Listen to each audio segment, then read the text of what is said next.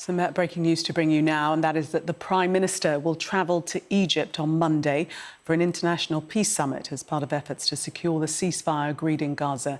He'll be joined by several other world leaders, including Presidents Trump and Macron. Our political correspondent Nick Martin joins us now from Downing Street. Nick, what more do you know?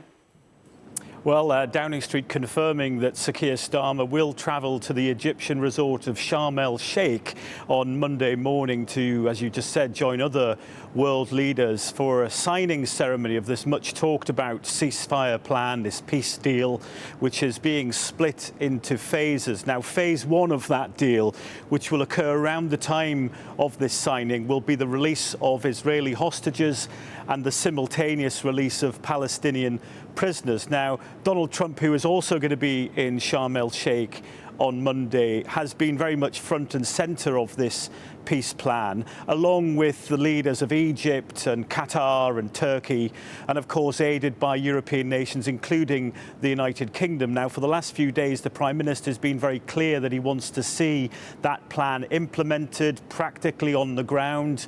You know, the introduction of aid into Gaza, ceasefire, and so it's a photo call really on Monday that the Prime Minister could not possibly not be there for. He will want to stand shoulder to shoulder with Donald Trump.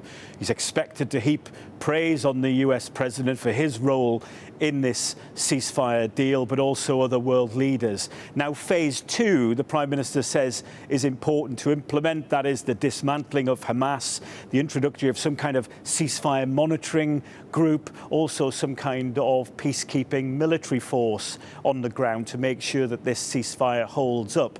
Now, it's also fair to say that this is a fragile peace and there's still a lot of caution and anxiety surrounding it, which is why I think the Prime Minister and other leaders want to push through these phases as quickly as possible to shore it up.